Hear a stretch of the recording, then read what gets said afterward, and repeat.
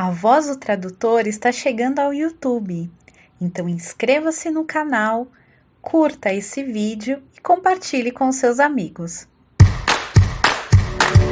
Começa agora a Voz do Tradutor, com Damiana Rosa. Sejam bem-vindos!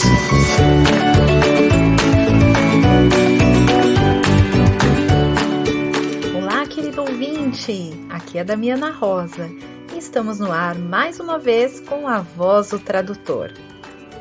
Setembro chegou e com ele o mês do tradutor intérprete. Para entrar no ritmo de comemoração, você vai ouvir.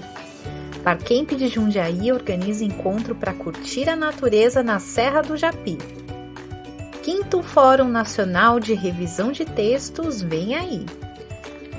USP Memorial da América Latina convidam para o 4º Trema. A dica de leitura da semana é com a Tacit Books. E Danilo Nogueira te mostra onde está o futuro.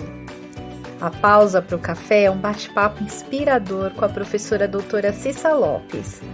Nós conversamos sobre a sua linda trajetória no mundo da tradução e da pesquisa, em um momento de avanços tecnológicos consideráveis e a influência dessas tecnologias na sua pesquisa no mestrado e no doutorado. A Cissa também aborda de forma super didática a linguística de corpos e a sua importância na formação do tradutor profissional e a relevância da pesquisa com foco em aprender sempre mais. Então, vamos lá? Damiana, quais são os assuntos desta semana? E agora vamos ouvir o convite da querida colega Fernanda Braencha para o Barcamp de Jundiaí. E aí, seres de boas, aqui é a Fernanda Braencha falando, né? Bom avisar, é bom saber com quem vocês estão falando também. Vamos falar de Barcamp. Não sei se vocês já sabem o que é um Barcamp de tradutores e intérpretes, mas é um encontro informal entre tradutores e intérpretes em que a gente junta e fala as brisas que vocês já sabem que a gente fala quando junta, né? Aí, existem alguns modelos possíveis. Alguns têm uma palestra e um tema, ou a gente pode se reunir com uma missão em comum. Nós aqui de Jundiaí, eu e o Alexandre Fornel, a gente está começando a agitar uns barcamps aqui em Jundiaí, mancomunados e amotinados com o pessoal de São José dos Campos, na intenção de descentralizar os barcamps e explorar os interiores um pouco. Dar uma variada só de São Paulo, né? E a gente vai fazer o segundo barcamp aqui em Jundiaí. O primeiro foi super de boas, a gente juntou numa padaria, tomou um café e conversou. Nesse segundo, a gente vai fazer uma trilha na Serra do Japi, que é, né, o que Jundiaí tem a oferecer para a região. A trilha vai sair no dia 11 de setembro, domingo, às 10 da manhã, da Fazenda Ribeirão. É R$30. E quem quiser participar, só me procura nas redes, Fernanda Braencha, é meu nome em todos os lugares, não tem um pseudônimo para oferecer. Então é isso, no Facebook, no Instagram, pode me mandar mensagem que eu passo mais orientações. Tranquilizando as pessoas que, como eu, não estão acostumadas a fazer trilha com frequência, não tem toda essa superação dos limites humanos. A trilha tem ida e volta, uns 4, 5 quilômetros, e a previsão é durar umas 2 horas, das 10 até meio-dia. Então é tranquila, é de boas, não é glorificação do sofrimento, não. É só amor. E a Fernanda pediu para reforçar com você, ouvinte, que dá tempo de se inscrever para participar do Barcamp até o fim do sábado. Então corre lá nas redes sociais, procura a Fernanda Braencha e participe. E quem chega agora é a nossa querida colega, a professora Ana Elisa Ribeiro. Vamos ouvir. Olá, pessoal. Eu sou Ana Elisa Ribeiro, professora no Centro Federal de Educação Tecnológica de Minas Gerais e venho falar para vocês sobre o 5º Fórum Nacional de Revisão de Textos. Na verdade, ele mudou um pouquinho de nome, né? Ele era o fórum, ele tinha um nome enorme, né? Fórum Nacional de Formação e tal, de Revisores de Textos. E a gente simplificou por várias razões, mas é o mesmo evento, um evento que já aconteceu em Belo Horizonte, já aconteceu em São Carlos, aconteceu também na Bahia e agora está em Natal. Está a cargo de colegas da Universidade Federal do Rio Grande do Norte vai ter formato híbrido, então é possível apresentar trabalhos online e presencialmente, oficinas, palestras, mesas, né? Alguns de nós vamos ter a alegria de estar em Natal para esse fórum e nós convidamos todo mundo, as inscrições foram prorrogadas, estamos convidando todo mundo a enviar seus trabalhos ou a se organizar para ir lá. A data é 24 e 25 de novembro de 2022, bem no finalzinho lá de novembro, é quase encostado no final de semana, né, para quem quiser esticar. E esse ano o tema é Conectando Saberes e Práticas. Tem um Instagram que a gente pode seguir para ver o que está acontecendo, é o @Fórum Revisão de Textos, tudo junto. E é isso, fica o convite, a gente conta com a participação dos profissionais, né, do pessoal que está com a mão na massa e de quem também estuda o assunto. Até mais! USP e Memorial da América Latina convidam para o 4º Trema. Com o tema Geopolíticas Feministas, Tradução e Edição, o encontro é realizado em parceria com a USP e acontece entre 28 e 30 de setembro em formato online. O evento propõe discutir as diferentes possibilidades de articular a tradução a partir de diversas localidades e de suas implicações culturais, políticas, acadêmicas e éticas. Com mesas de debates e conferências de pesquisadoras, ativistas, profissionais do mercado editorial, a programação passa pela Amazônia, América Latina e mundo árabe, por diferentes posições feministas, pelo trabalho nas universidades e por experiências coletivas de tradução e edição.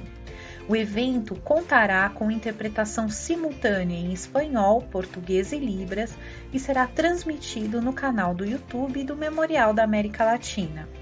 A atividade é online e grátis. Para mais informações, escreva para trema@memorial.org.br. Leitura da semana com a Tacit Books.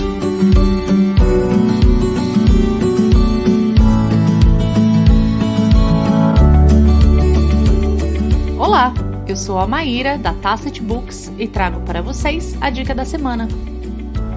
No livro Essays, de Virginia Woolf, você encontrará 22 ensaios da autora inglesa em seu idioma original, incluindo o clássico do pensamento feminista A Room of One's Own, considerado um dos textos mais influentes do século XX.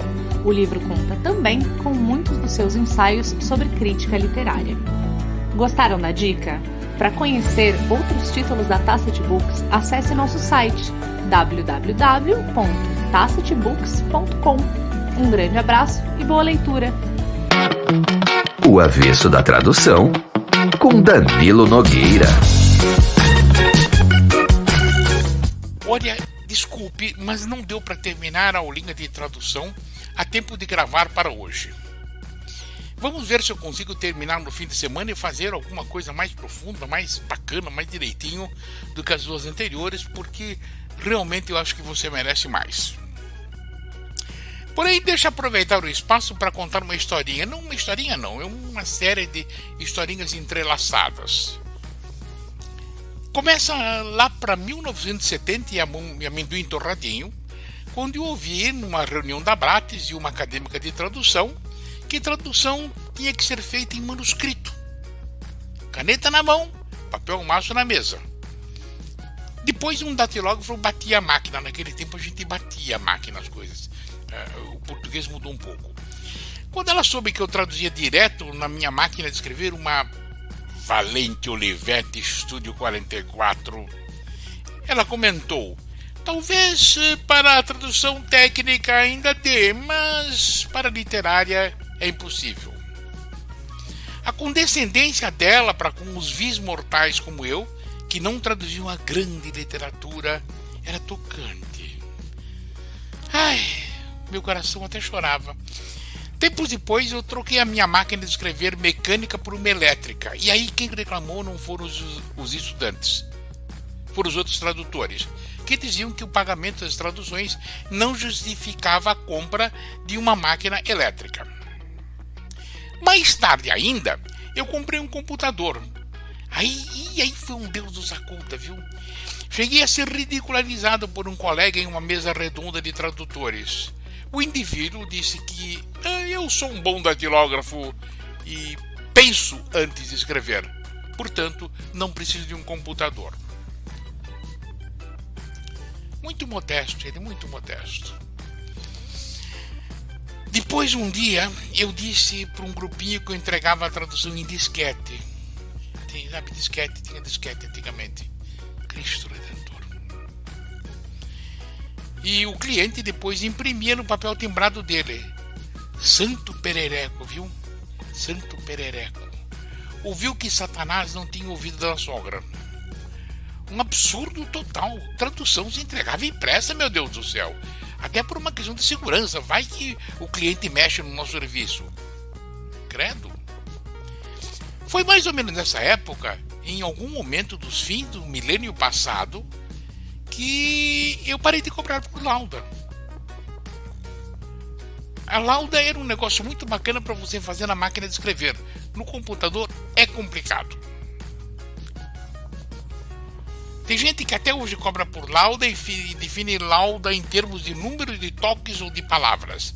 Quer dizer, uma lauda são tantas palavras. Bom, então está cobrando por palavra, né? Mas enfim, o pessoal, tem gente que acha que tradução se cobra por lauda, que isso é uma ordem divina, é um mandamento de Deus. Aí então eu entrei na internet. Gente do céu, quanta crítica. Internet é coisa de adolescente, não de profissional. Pra que essa bobagem de e-mail e tal? O falecido Paulo Vengorski, ex-presidente da Bratis, contava que um dia ele disse que previa o tempo em que todo tradutor ia ter e-mail. Deram muita risada dele. A gente se comunica com o cliente por telefone, meu Deus do céu. A gente ouve a voz dele, ele ouve a nossa, é uma coisa mais certa, entende? Isso de e-mail é uma bobagem, pelo amor de Deus. Então eu comecei a mandar serviço via internet. Coisa de louco, viu? Mas eu me vinguei. Eu perguntei, cara, o cliente está em Nova York. Como é que você acha que eu vou mandar o bagulho para ele? Aí a turma começou a se dar conta de que as coisas estavam mudando. Que a gente tinha acabado aquela bobagem de dizer, aqui na minha cidade não tem serviço. O mundo era nosso. E eu, que moro na Grande São Paulo, podia ter clientes em qualquer cidade do Brasil. E mais, no mundo todo, a tradução tinha se globalizado. Depois veio a história das ferramentas de tradução assistida por computador. As tais Sketch Tools, ou a gataria, se você preferir um termo mais português. Meu São Jerônimo abençoado. Que coisa, que catástrofe. Lá veio de novo aquela história de, bom, para a tradução técnica até que pode servir. Mas para a literária, eu adoro a condescendência da turma que faz literária para com o resto de nós, vis mortais. Um dia um professor universitário veio fazer um curso de trados comigo e depois de meia hora exclamou, joguei a tradução de 35 livros no lixo. Ele percebeu que uma memória de tradução é uma espécie de corpus.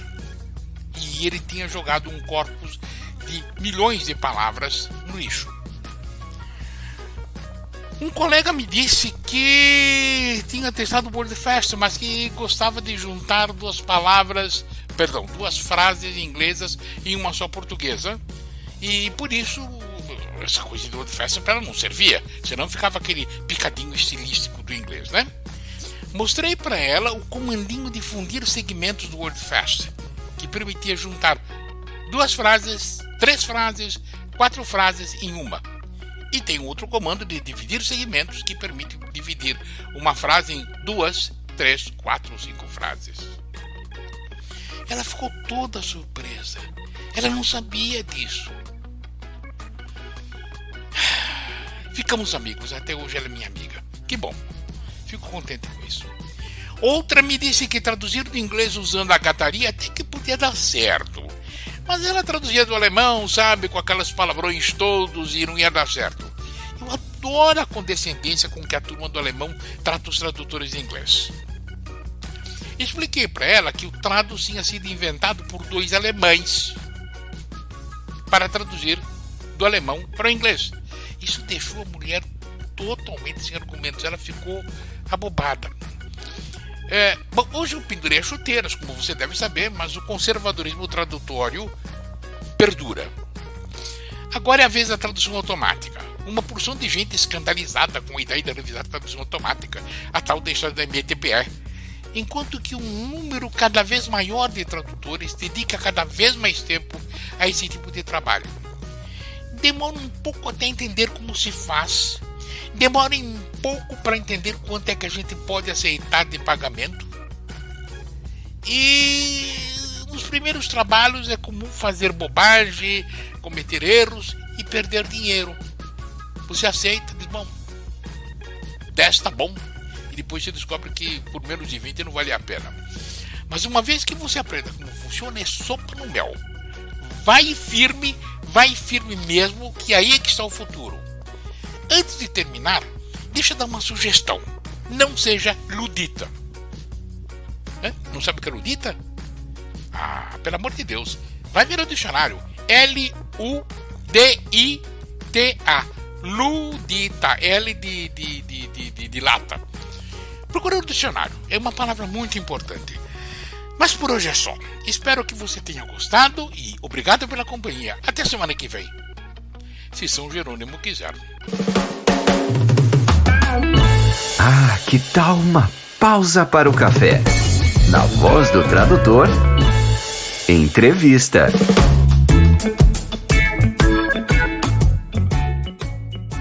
Hoje a pausa para o café, meu querido ouvinte, você que está aí na sua casa, você que nos ouve no trem, você vai tirar um bloquinho, um papelzinho, uma canetinha, porque hoje nós vamos ter uma aula nessa pausa para o café, porque eu estou trazendo aqui uma pessoa muito especial que me inspira muito, né? É uma das pessoas que me traz inspiração de, Damiana, você precisa organizar a sua vida para fazer um mestrado, Damiana. Né? Porque é uma das pesquisadoras que eu admiro muito o seu trabalho como pesquisadora e também como professora. Porque o que me chega é, ela é maravilhosa, como eu amava aquelas aulas, como ela era brava comigo e como isso me ajudou, meu Deus, eu devo minha vida a essa mulher. Cissa Lopes, seja bem-vinda a tomar esse café comigo, estou tremendo de emoção aqui ao falar com a doutora Cissa.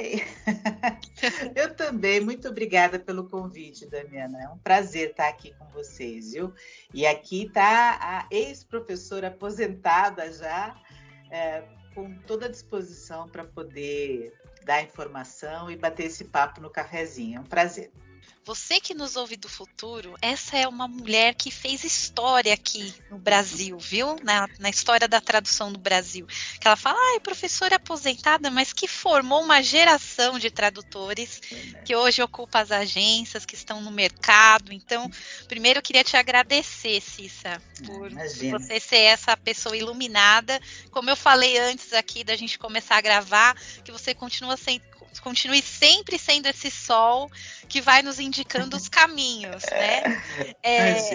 Cissa, eu queria que você contasse um pouquinho da sua história, né? Porque eu sei que ninguém nasce, né, tradutor, ninguém nasce doutor em linguística, né? Como que surgiu esse mundo das letras na sua vida?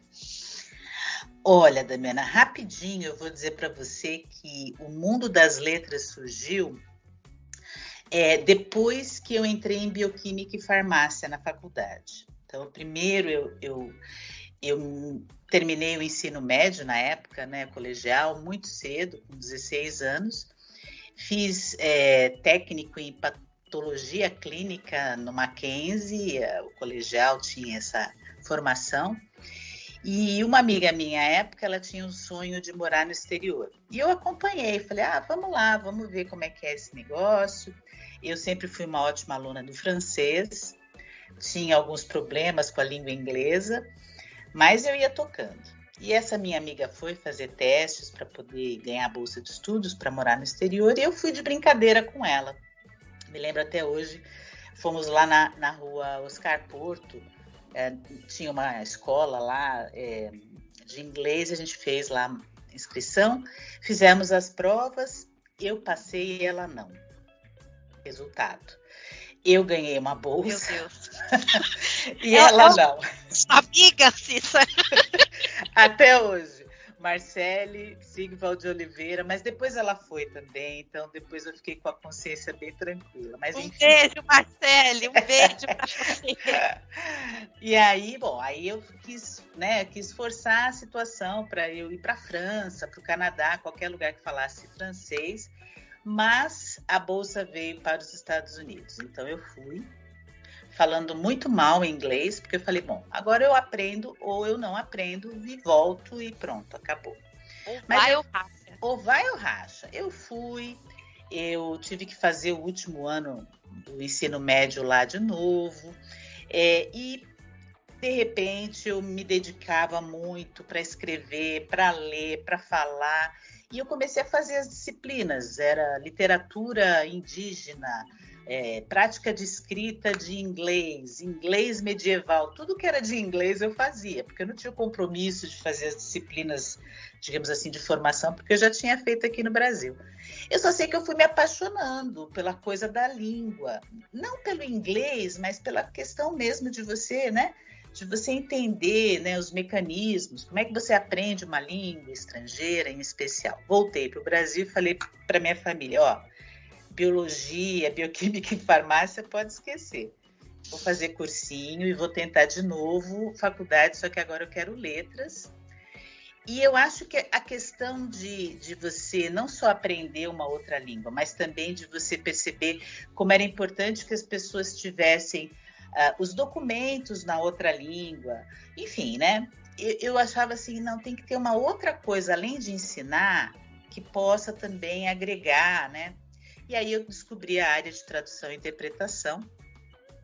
Na PUC de São Paulo, eu falei, não, eu vou entrar e vou fazer. E foi assim, Eu entrei em 84, na graduação lá da PUC de São Paulo. E fiz o bacharelado. Fiz algumas disciplinas de licenciatura, mas não terminei. E aí eu comecei a trabalhar como tradutora da área técnica. E também dava aula. Eu já dava aula porque eu tinha que manter, tinha que pagar a faculdade, então eu acabei entrando numa escola de inglês para adultos, para empresas, em São Paulo. A gente ia nas empresas para dar aula, e aí também eu comecei a fazer contato com essas empresas para eu também trabalhar como tradutora. Eu fiz isso, sabia? Olha, quando eu terminei a minha pós, que eu quis sair da Cátedra Unesco, falei, agora, como que eu vou fazer essa transição? Falei, eu vou dar aula em empresa, Porque aí eu já chegava lá, eu sou professora, mas eu também sou tradutora. Aí as próprias empresas, quando precisavam de tradução, tem aquela professora lá que também é tradutora, É isso aqui. Nossa. Mas é legal, A gente usou a mesma estratégia, Cissa. Agora eu só fiquei pensando aqui, a sua família pensou, meu Deus do céu. Não, olha... Eles te apoiaram, eles entenderam, porque foi uma, mudou da água pro vinho, saiu da exatas, caiu na humanas, Não, mas apoiaram sim. O único momento que eu dei, assim, um susto, principalmente no meu pai, foi a hora que eu falei assim, olha, eu vou fazer letras, mas tem uma outra coisa que eu descobri que eu também gosto, que é a área de jornalismo. Aí meu pai falou assim, não, minha filha jornalista não pode, porque para ele era aquela coisa assim, Não pode. É perigoso. Jornalismo é perigoso, Mas enfim, depois mais para frente eu acabei juntando jornalismo com tradução, e trabalhei com as duas coisas juntas. Mas a área de bioquímica e farmácia, eu ter falado tchau para ela, não foi nenhum baque, não. Aí eu fiz faculdade, terminei, comecei a trabalhar, mas aí eu estava assim, bem assim, dava aula, ia dar aula nas empresas, fazia tradução, e as traduções eram as mais loucas possíveis, Chegava um aluno assim, olha, então, eu tenho aqui um livro de boliche em inglês, e eu quero aprender tudo que está nesse livro. Então, eu traduzia livro de boliche, texto técnico, engenharia do trabalho, umas coisas assim que apareciam.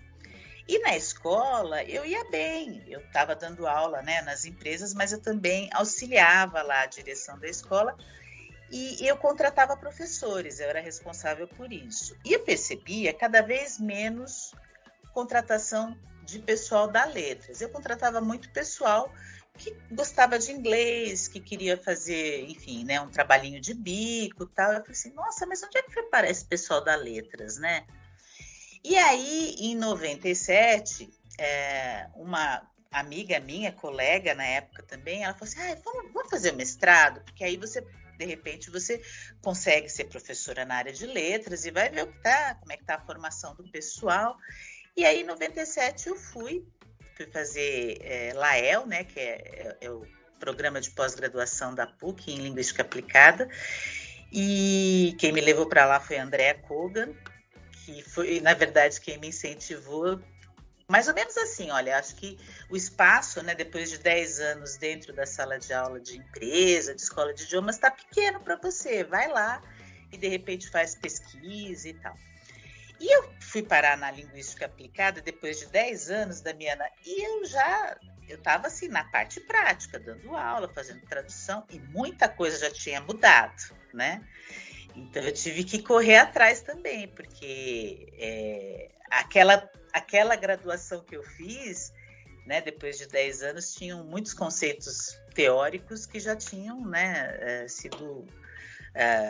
digamos assim, já tinha aparecido coisa nova, já estava passado. Assim, né? A PUC São Paulo é o Olimpo da linguística aqui, né? A gente tem que também falar que tudo chega primeiro ali na área da linguística, né? E aí, mas era coisa assim muito dedicada para o ensino de línguas, né? Tanto é que o LAEL era Linguística Aplicada e Ensino de Línguas. Depois é que virou Linguística Aplicada e Estudos da Linguagem. E aí eu falava assim, não, mas eu não quero fazer pesquisa com ensino. Peraí, eu quero fazer pesquisa com tradução, porque ensino de línguas tinha muita coisa. Eu peguei assim o auge ali, né, de Antonieta Celani, Heloísa Collins, né, Leila Bárbara, o pessoal fazendo muita pesquisa para inglês instrumental, enfim. E eu e mais uma outra pessoa, uma delas é a Carol Ventura, né, querendo fazer pesquisa com tradução. Então, a gente meio que entrou lá e falou, olha, não, a gente não quer fazer com ensino, não. E aí o pessoal olhava assim, o que vocês querem fazer? Tradução aqui no LAEL? Então, acho que... Já chegaram revolucionando o LAEL. E aí foi, né? Eu comecei com a Leila Bárbara como minha orientadora e depois do primeiro ano eu consegui uma bolsa de estudo, CNPq e tal. Vamos dizer assim, voltou para o Brasil um dos alunos do LAEL que foi fazer doutorado na Inglaterra. E eu só ouvia falar aquele nome assim. Olha, Berber Sardinha está voltando para o Brasil, né? Eu falei assim, nossa, mas quem será que é essa pessoa, né? Tão assim... E ele tinha feito mestrado aqui e foi fazer o doutorado lá. E tinha até ido com a esposa dele. E depois eu descobri que a esposa dele é uma pessoa com quem eu estudei na graduação. E ele, o Tony Berber Sardinha, voltou para o Brasil e, enfim, né? Foi ser professor lá no LAEL. E aí eu fui fazer uma disciplina, porque eu tinha que fechar lá os créditos e tal. E aí eu me apaixonei pela essa coisa de você poder coletar textos, né? E observar os padrões, observar, né, como a língua é usada, mas não só em um ou dois textos, uma grande quantidade de textos. E eu lembro dele entrando na sala de aula em 98, imagina, 1998, com um computador, Damiana, aquela tela verde, né? Aquela coisa assim. Fantástico. Fantástico, né?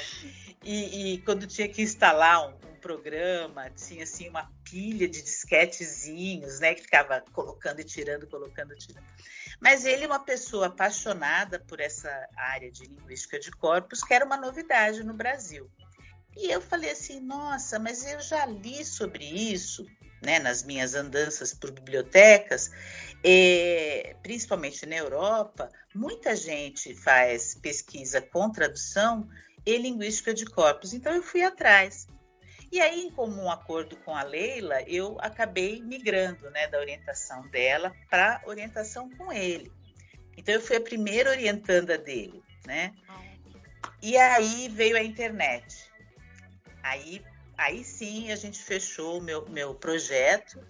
Eu coletava textos da internet de empresas que publicavam textos em português e traduções para o inglês. Então você tinha banco, tinha estatal, tinha, enfim, uma série de empresas, porque todo mundo queria mostrar, né, para o mundo enfim, a sua missão, os seus valores, e eu coletava aquilo e aí eu fiz uma análise, né, dessa tradução para o inglês de textos empresariais.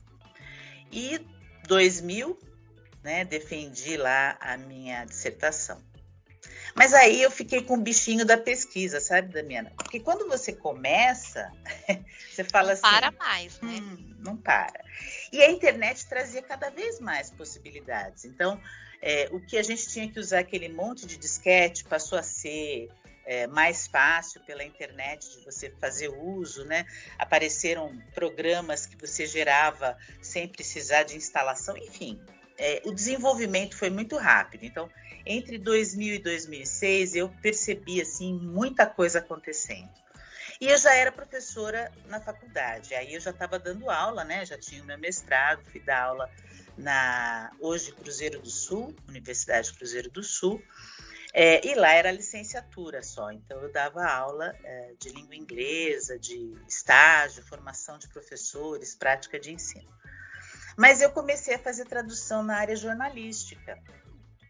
Então eu estava juntando aquele meu bichinho de jornalismo lá de trás, né? Apareceu uma oportunidade e lá fui eu.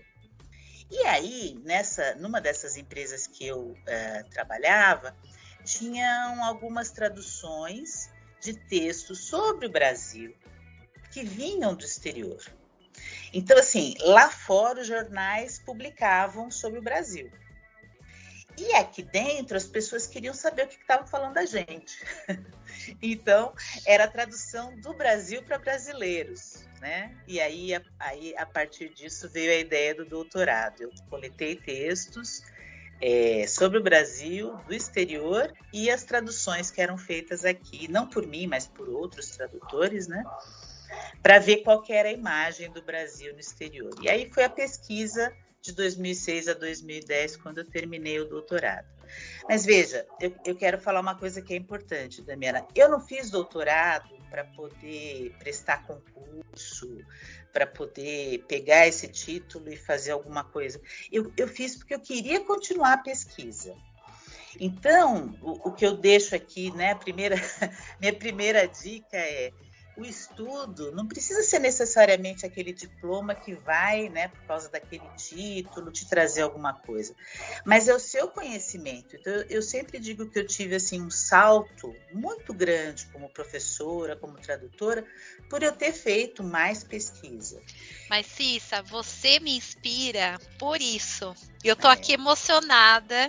Imagina. Porque eu acho que a gente deve estudar e fazer pesquisa para o nosso próprio crescimento interno mesmo, né? E é o que me motiva, né? Então, quando eu vejo, às vezes eu comento com as pessoas, e o pessoal fala: ai, você é louca, para que você quer? Eu, de novo, falo: gente, vocês não estão entendendo, o meu sonho é ficar velhinha dentro da faculdade, entendeu? Porque o estudo, para mim, ele não é um sacrifício, ele é a minha terapia. Eu me sinto feliz de ter a capacidade de aprender, sabe? Eu adoro, Cissa, sentar na carteira com meu caderninho, entendeu? E ficar ali aprendendo, né? De pessoas que já percorreram certos caminhos e que podem me ajudar a percorrer os meus, né? Então, a minha maior inspiração, Cissa, é exatamente esse seu exemplo, que você faz pesquisa com amor, Por isso que você é nosso sol iluminado.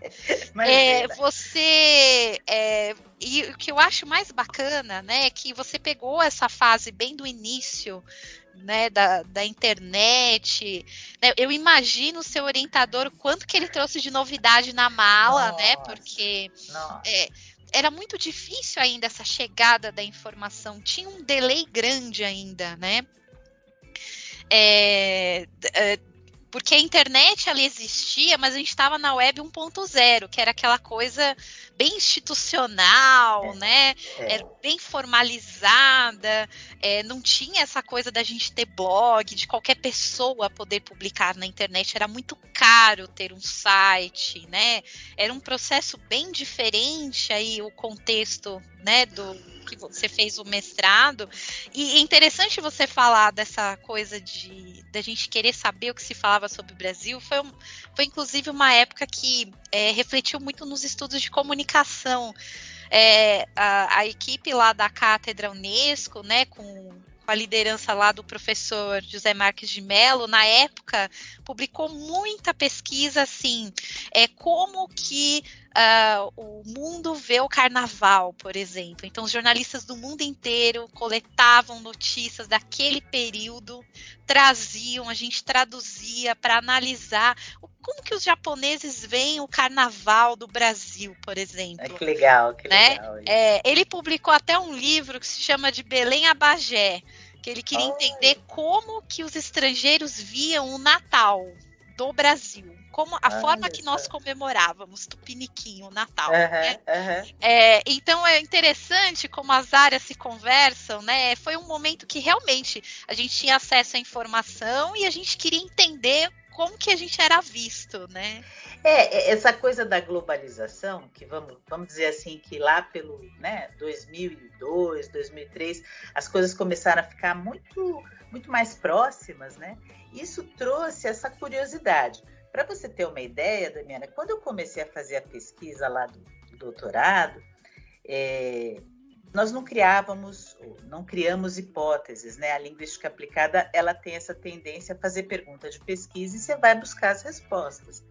Mas é claro que quando eu falava assim, olha, a minha pesquisa é sobre o Brasil, lá fora, tal, algumas pessoas chegavam para mim, que dúvida, você vai ver o pessoal falando sobre carnaval, sobre caipirinha, feijoada, né? A gente mora no meio da selva e tal. E é muito interessante porque no final da história não tem nada disso, né? Porque como era uma época exatamente de você perceber as realidades no mundo com muito mais rapidez, lá fora só se falava sobre o quê? A economia brasileira, né? Claro, falava-se sobre a cultura também, mas de um ponto de vista menos do achismo e mais da realidade. Porque era possível assistir ao vivo as coisas do Brasil, né? Participar das coisas, porque de repente você tinha YouTube, de repente você tinha, enfim, né? As coisas começaram a ser transmitidas com rapidez, não tinha mais aquele delay de 1997. Então, os correspondentes internacionais que estavam aqui, eles precisavam gravar e mandar, eles faziam tudo ao vivo, então muitas das coisas que nós pensávamos que, né, poderiam nos encontrar nos textos lá fora, na verdade era tudo, enfim, estereótipo, né? A realidade foi bem diferente, mas enfim, voltando à história do estudo, tradutoras, né, Damiana, nós somos tradutoras, então quem traduz, quem resolve seguir essa carreira, precisa entender que o estudo é constante. Então, claro que você pode seguir a linha formal, acadêmica, ela tem um super valor. Mas vamos supor que você não tenha, onde você está hoje ouvindo a gente aqui no podcast. Mas você tem outras possibilidades, quer dizer, o tradutor precisa pesquisar, ele precisa desconfiar de tudo, porque tudo também está tão rápido, fácil, né? E quando você consegue uma resposta para a sua tradução, você precisa desconfiar. E essa sua desconfiança vai te levar pelo caminho da pesquisa, seja ela formal ou informal, né? Então, o estudo é constante. Eu acho que, no mínimo, você tem que saber o que está sendo pesquisado, né? Porque Pois eu é. sei, eu tô no mercado, eu sei, não é fácil, a gente não para, não tem uma hora de sossego, né? Tem muito trabalho, os prazos são cada vez mais apertados, mas, no mínimo, você tem que ir numa semana de letras, tem que ir num congresso para você entender o que está sendo dito e ter aquele momento de parar. Opa, eu preciso refletir sobre o meu fazer tradução. Será que as minhas escolhas são as melhores? Será que não tem novas ferramentas que podem me ajudar, né, Cissa? Eu fico muito brava. A teoria, gente, a teoria, ela é uma ferramenta que vai ser útil em algum momento da sua vida, né? E aí eu queria aproveitar e puxar, porque Cissa fez a sua... Aliás, eu vou deixar aqui o mestrado, o doutorado, o link, que estão disponíveis no banco de teses da PUC, né? Recomendo muito a leitura. Eu já li a sua tese, preciso ler o mestrado, que também me chamou bastante atenção. Adoro, porque a gente aprende muito. Hoje, quando a gente lê o meu mestrado, a gente dá risada, porque era uma época, assim, né, enfim, do começo da internet, tudo, mas vale a pena, enfim. É um registro histórico. É um registro histórico ali de um momento muito importante que não faz tanto tempo assim, né? Mas, Cissa, eu vejo muito aluno de graduação assim, linguística, não serve para nada, corpus, credo, dormir na aula, né? Eu fico, meu Deus, você está perdendo sua oportunidade, porque eu estou enxergando que corpus é o futuro. A gente vê, de repente, agências de tradução falando sobre corpus. E eu queria aproveitar que estamos com uma professora doutora aqui, doutora Cissa. Explica para os ouvintes aí que raio que é corpus. O pessoal que vem de outras áreas e fala, o que eles estão falando de... Né? O que é esse corpus aí? Então, olha, não é nada complicado. E eu digo assim, ao mesmo tempo que não é complicado, eu percebo que muita gente, talvez por, sei lá, porque não goste ou porque não tenha tido contato, acaba... Porque não conhece. Porque não conhece, acaba deixando de lado. Então, eu digo assim, quem trabalha com tradução já deve ter ouvido falar em dicionários, como dicionários de colocação, collocation, da Oxford. Ou então, um dicionário da Longman, dicionários internacionais. Vou ter que falar para vocês que a gente ainda está um passo atrás aqui no Brasil com relação a isso. Mas se você pegar um dicionário da Oxford, da Longman, você olha para... Eu sei que eu vou falar de uma coisa que muita gente nem tem mais, mas se você pegar ele de papel e olhar na contracapa, você vai ver que aquelas palavras não foram retiradas da cabeça do fulano que fez o dicionário. Vai estar escrito atrás Longman Corpus, British National Corpus, algum corpus. Ou seja, são dicionários e você tem lá muitos textos, milhões, às vezes bilhões de palavras. Os textos são processados e, a partir daqueles textos, eles retiram os exemplos que vão nos dicionários. Então, no lugar de você criar o exemplo, né, que às vezes pode ser um uso não tão comum, eles pegam realmente do uso da língua e vão lá no corpus extrair um exemplo. Um dicionário normalmente dá preferência pelas palavras mais usadas. Como é que eu vou saber quais são as palavras mais usadas de uma língua, né? Eu uso tal palavra, mas e o resto da população? Então, no lugar de ficar se preocupando com a população, as pessoas, a gente fala que a gente tem uma população de textos, que, na verdade, refletem a população dos usuários daquela língua. Então, eu pego vários textos, claro, vou ter que formatar, vai ter que ter enfim, né? Eu não posso juntar textos PDF com doc, com TXT, tem que seguir aí algumas técnicas, mas nada difícil.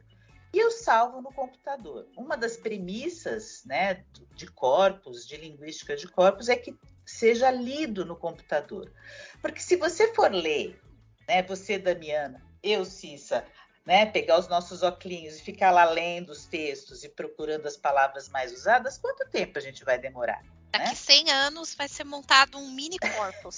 Exato, não é? E ainda assim, né, como depende da gente, cada uma de nós aqui vai ter uma experiência, vai ter a palavra que você gosta mais, a palavra que você gosta menos, mas espera aí, isso não vai ser o retrato da língua em uso. Então, vamos deixar com os textos como representativo daquela população e vamos deixar para o computador contar, né, para saber quantas palavras, buscar palavras, porque ele vai fazer isso e não vai ser uma coisa tão tediosa, o que é para a gente, né? Porque se eu falar assim, vamos procurar tal palavra, vamos contar quantas palavras, vamos ver quais palavras são menos usadas, mais usadas, enfim.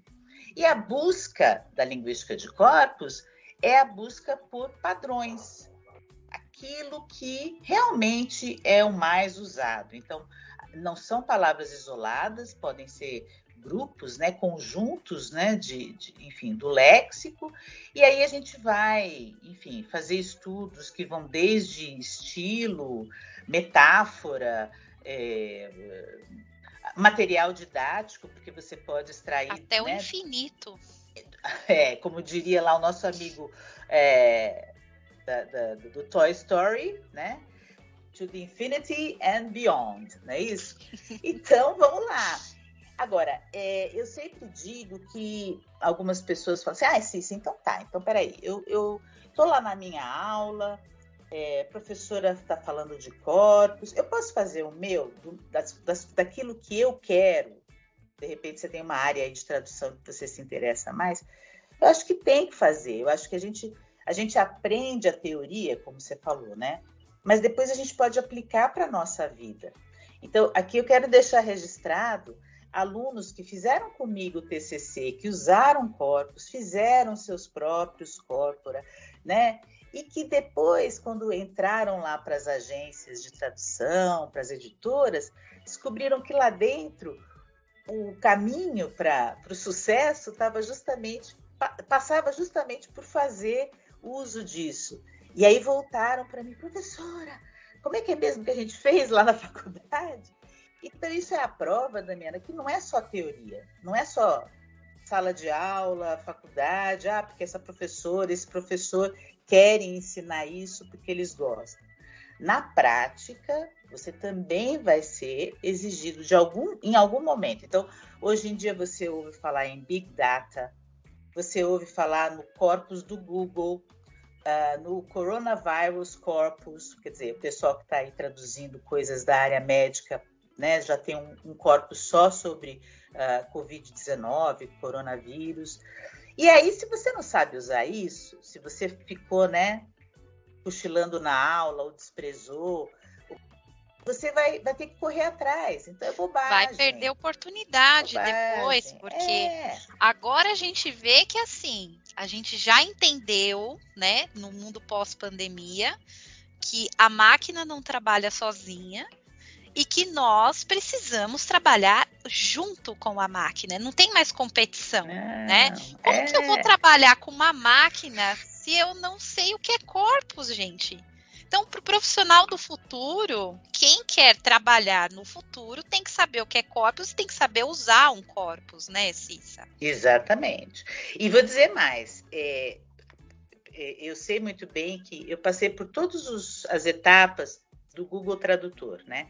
Desde o início, lá do começo dele até hoje, eu já ouvi de tudo. Tem gente que ama, tem gente que odeia, né? Mas ele existe, e acabou, né? Ele existe e tem por trás dele pesquisa, né? Então eu convido assim as pessoas, por exemplo, escreve lá no Google Tradutor, I love you, e pede para ele traduzir para o português. Será que ele vai traduzir eu amo você? Provavelmente ele vai traduzir, como eu já vi, eu te amo, porque eu te amo é mais usado em português e o Google Tradutor tem corpus. E ele já sabe que é esse padrão para o português brasileiro que é o mais usado. Então, perceba, tem gente atrás disso já fazendo uso de padrões linguísticos, corpus, esses aplicativos, né, que a gente fala, Wordsmith Tools, ou coisas mais avançadas, como, por exemplo, análise multidimensional de textos, né, que é o que hoje a linguística de corpos no Brasil se dedica. Então, eu acho assim, quando você, pelo menos, tem a curiosidade de conhecer, né, você está se dando a chance de guardar um pouquinho aqui dentro alguma coisa que pode ser muito útil no futuro. Em uma agência de tradução, ou no seu trabalho individual como tradutora freela, para fazer um glossário para você que é intérprete, porque você precisa do glossário ali do ladinho, enquanto você está fazendo, né, o seu trabalho de interpretação. Enfim, assim, o romantismo da coisa, né, que o pessoal fala assim, você vai para academia, é meio romântico, parece que, né, as coisas são um pouco assim, fora da realidade. No caso da linguística de corpos, da linguística aplicada, não é assim, é bem realista. Claro que você tem, né, toda uma etapa que tem que ser cumprida para formação, passando, né, graduação, especialização e o que mais vier, né? Mas para nós da tradução, conhecer essa área, e digo mais, quem gosta da literatura não está fora também. Existem vários corpora só com textos literários, sabe assim, que você vai, de repente, querer traduzir alguma coisa de época, né? Como será que se escrevia isso no começo do século XVII, né? Como é que você vai descobrir isso? E tem vários corpora de época, corpora históricos. Então é isso. Eu não vou puxar aqui, né, o lado da história. Eu quero que cada um vá procurar, vá saber, mas foi o que você falou aqui no nosso início de papo, né?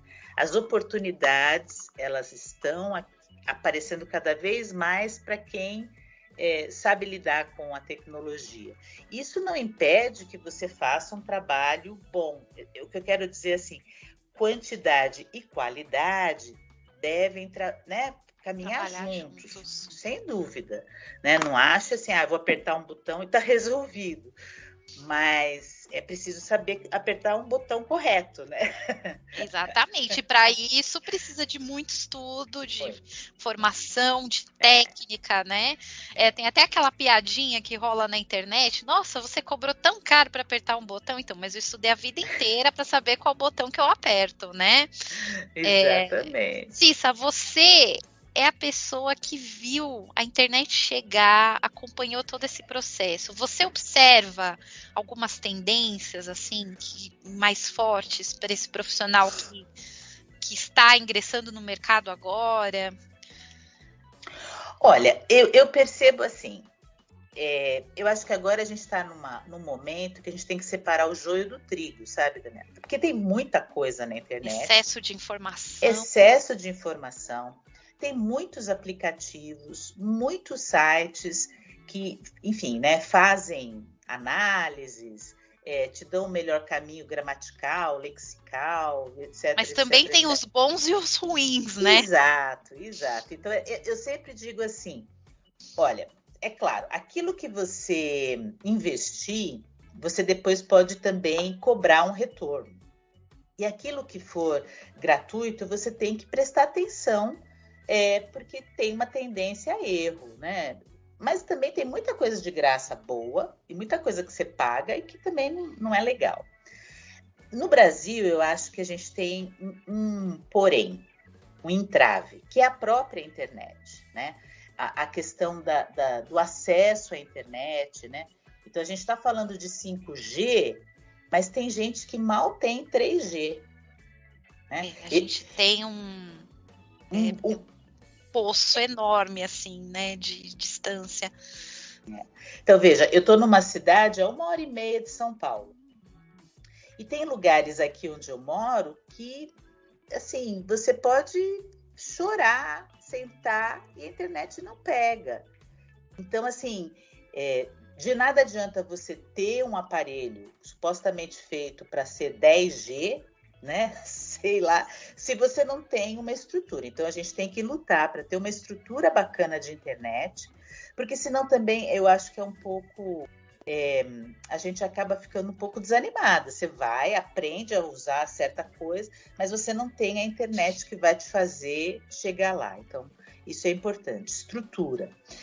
Agora, você pode investir nessa estrutura. Eu sempre falo o seguinte, olha, você não consegue ter um computador de ponta, mas será que dá para você investir num celular bacana? O celular, ele pode resolver o seu problema de acesso à internet, de aplicativo, para você participar das coisas, assistir às coisas, né? Porque o celular consegue fazer muito, né? Inclusive, dá internet para o seu computador, né?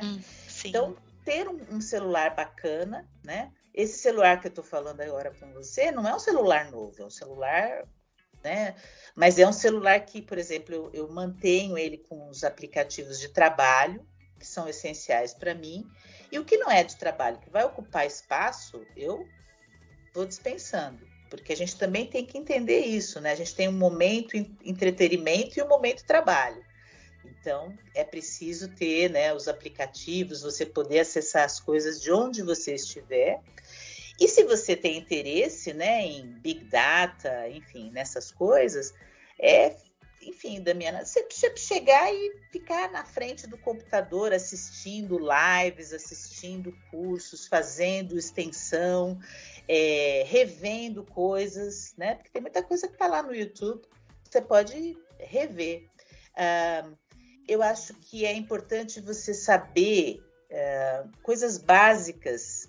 O pessoal vai se assustar, mas é importante você saber coisas básicas sobre como é que faz um programa de computador. A programação, porque às vezes você fala assim, eu gostaria tanto de ter um negócio, meu computador que fizesse isso, isso e aquilo. Aí você procura um aplicativo, você não acha. Se você souber um pouquinho de programação, você pode fazer o seu próprio programa, né?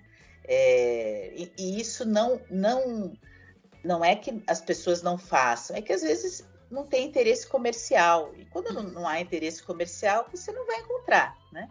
Eu mesma, no meu processo de pesquisa, precisei desenvolver algumas coisas de programação e eu confesso, eu só fiz aquilo porque eu precisava.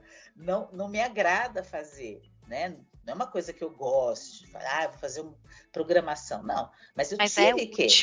É útil. Você não vai desistir de fazer a sua pesquisa porque você não encontra aquilo pronto. Isso é um erro, eu acho, da geração mais nova, né? Que quer a coisa mais facilitada. Abrir a lojinha lá de aplicativos e achar tudo. Às vezes você não acha, então você tem que se virar. Enfim, eu acho que é isso. Autonomia. Essa é uma coisa que as pessoas precisam entender. E para ter autonomia, você precisa sempre estar disposto a aprender coisas novas. Eu, por exemplo, quero muito aprender agora as coisas como é que vocês fizeram lá no final do Profit? Como é que é o nome daquilo? O metaverso? Metaverso. Para mim, tá falando uma língua que eu não entendo. Eu quero aprender. E você vai me ajudar. Opa, tamo junto. Você me ensina corpos. Isso. A gente troca figurinha. Mas é aquilo que a gente falou, acho que um tem que dar a mão pro outro, né? E assim, a questão é se manter aberto, porque o que me assusta, Cissa, é o pessoal falar, eu não gosto disso, eu não quero nem saber disso, eu sou contra. Eu acho engraçado, eu sou contra o metaverso, mas você não sabe nem o que é. É a mesma coisa que a galera falar ali nos anos 90, eu sou contra a internet. Né? A internet tá aí, então, sabe, a gente tem que aprender a lidar, né? Exatamente. Cissa, você tá com podcast agora, né? Queria que você, né, já fizesse a propaganda aqui, o pessoal deve estar tudo, meu Deus, que mulher didática, ela ensina tudo. Entrevista, como que faz para o pessoal acompanhar seu podcast? É só você entrar em qualquer plataforma de áudio, eu indico o Spotify, porque a maioria, né, usa para ouvir música, e lá você vai achar o podcast Ipsis Literis Cast, que foi um podcast que eu criei no primeiro mês assim, da pandemia, né, que eu falei assim, nossa, como é que eu faço para entrar em contato com os meus alunos, com os meus colegas? Então eu criei esse podcast a princípio, uma vez por semana eu conversava com alguém, entrevistava, e depois eu fui fazendo as coisas mais espaçadas, porque você sabe, né, Damiana, que dá um trabalho danado, né? Mas, enfim. Muita madrugada, né? Editando e pega áudio dali, pede para a pessoa refazer, enfim. E o pessoal cobra, o pessoal, ô Damiana, o programa tá atrasado. Eu falo, meu Deus, eu tô aqui suando, né, para terminar isso aqui, mas a gente faz, né? A gente faz com amor. Faz. E a gente aprende tanta coisa, de novo, né? Olha, eu aprendi a mexer com programinha de áudio para poder editar, para poder tirar barulho, para poder juntar, né, partes, enfim. Então tá lá no Spotify, tá lá no Anchor, você vai achar lá o Ipsis Literis Cast. São vários episódios, 2 anos e meio de gravação. Eu confesso que neste primeiro semestre de 2022 eu dei um tempinho, porque eu precisava também um pouquinho de distância para entender melhor o programa, mas provavelmente agora em setembro eu retome. Mas a ideia é essa, né? Você vai lá, vai me ouvir entrevistando professores, professoras, tradutor, psicólogo, enfim, e dando dicas de estudo, de leitura, de música. Eu também, às vezes, viajava um pouco, porque durante a pandemia também a gente estava tão... Mas eu adorava as viagens. Então é isso. Porque a nossa área engloba o mundo, né? Então, tudo está inserido. A Cissa também é bem ativa no LinkedIn, no Instagram, né? Então, Cissa Lopes é super fácil de encontrar. Super fácil, tuas ordens, é só me procurar que a gente conversa mais. Cissa, você sabe que você vai ter que voltar várias vezes, né? Porque... Um prazer. O tema tá na crista da onda, né? Enfim, pessoal, sigam a Cissa para a gente acompanhar as novidades, ficar por dentro. Vou deixar aqui a pesquisa dela, que ficou sensacional, super inspiradora para todos. Obrigada. Né? Cissa, não tenho nem palavras, eu te admiro, eu tô aqui como fã hoje, entendeu? Já tive já anotei várias coisas aqui, entendeu? Já tô com meu papelzinho cheio de ideias.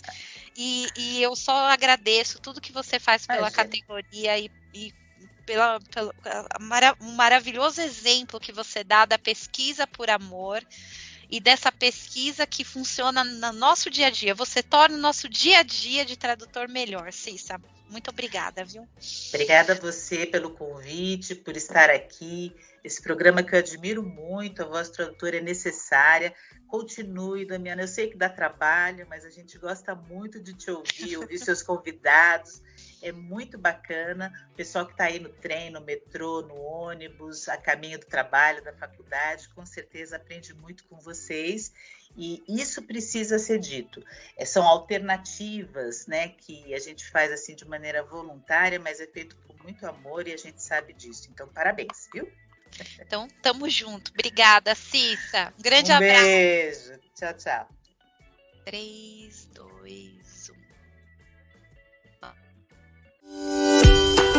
1. Você acabou de ouvir A Voz do Tradutor, com a tradutora, intérprete e professora Damiana Rosa. Na semana que vem, tem mais.